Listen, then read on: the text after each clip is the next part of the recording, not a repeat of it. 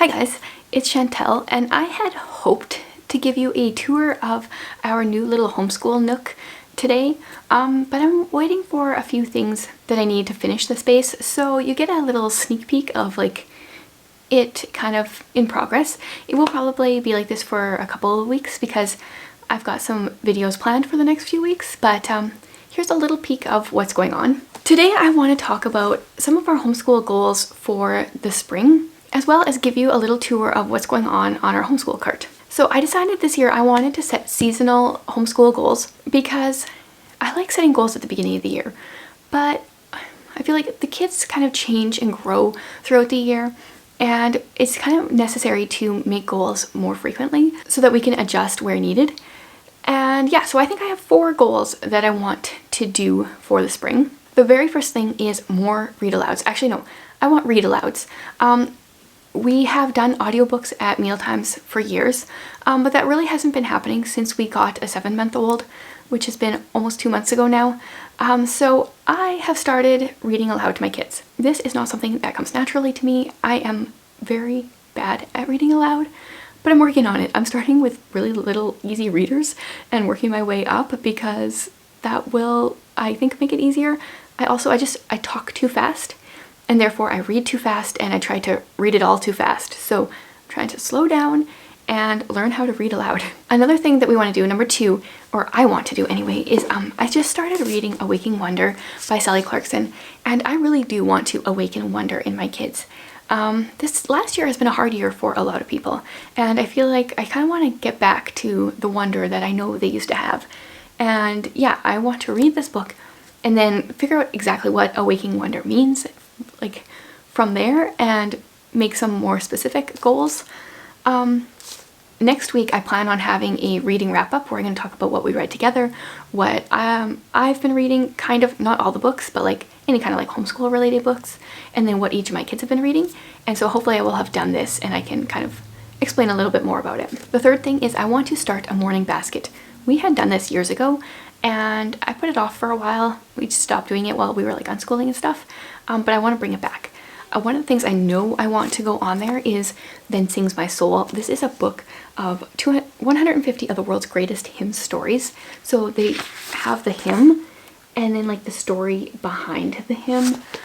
My choir teacher in high school read these to us, and it's really stuck with me. So they're just like 1-page stories and they've got the hymn there with it. And I think this will be a really good way to like start our mornings. So what I plan on doing for the morning basket is having, I don't know the exact number, maybe like 4 or 5 different things, and then we're going to loop them. So whichever one is next in our basket, that's the one we do that day, then that one will go to the back, and then we'll read the next thing the next day. Yeah, so I want 4 to 5. I think that would be a good number. Hopefully whenever I do my like reading nook tour, then I can explain what we all have in there. And then my 4th and final goal is to continue on with unit studies. So if you watched my video from a few weeks ago, we started using Gather Round. We have not finished that unit yet, but realized it's not exactly set up the way we want. So we're making our own. I was just going to do it. The first one we're going to do is Vikings, because that was kind of the first theme that popped into our heads that we were like, yeah, let's do that. I was just gonna like pull random printables from different places and kind of just like do a mishmash of a unit, make it something that was free and fast and just easy that way. But then my husband, it's his fault. I definitely blame him. He was like, no, why don't we just like make our own, like legitimately make our own. So we are making our own unit study for Vikings. It's been a lot of work. It's been a lot of fun, and I think it's gonna be good for the kids because the whole thing is going to flow a lot more than just like a random printable from this website and a random printable for this website. Their books will flow better. Yeah, so once we've figured it out and we've actually like gone through it, our plan is to make it available for free for you. So, you know, just keep an eye on this space and on my newsletter, and then you can get in on that. But we've been loving unit studies because it's nice just to tie all the different subjects in via one topic. I've been really liking that. So now let's tour this cart. So I got this from Amazon. I'll leave it linked below. I have another cart that I use in my book videos on my book channel. that one is from IKEA, and it is slightly bigger. It's a little wider. I don't know if it's really any bigger this way, but it holds more this way for sure. But this one is working for us. So on the top here, I just have a little basket that has the books that we're reading aloud and then like possibilities afterwards. So this is like right on top, so I can actually like hit my goal of reading aloud. If it's visible, then I'm more likely to remember to do it. Next up, we have just my teacher's guide. This is the Gather Round Africa. This is the unit we're on. Currently we're on lesson 12. So that's in there, and that's all I have in here for myself right now. When we get to the morning basket, I may put that in here, or I might just go on top. I'm not exactly sure what I'm gonna do there. We'll see how it works best. Then each of my kids have their own shelf on the cart here. So I'll show you my daughter's. These are pen pal letters that she needs to respond to. If you're part of my newsletter, probably sometime in the fall, I set up a bunch of pen pals together, and my daughter ended up with a few for various reasons. Yeah, so these are the letters she needs to reply to. And then we've got her line a day book. I talked about this back in the summer in a video. Pretty much we have separated, let's see where I can, to make sure there's a page that doesn't have the name of any of our foster kids in it. There's some funny little bits in here. So it's just a regular notebook. How I have it separated is this is the date of this year, then I've got a line for the date that will be next year, and then this is the next day. So there's 2 days per page.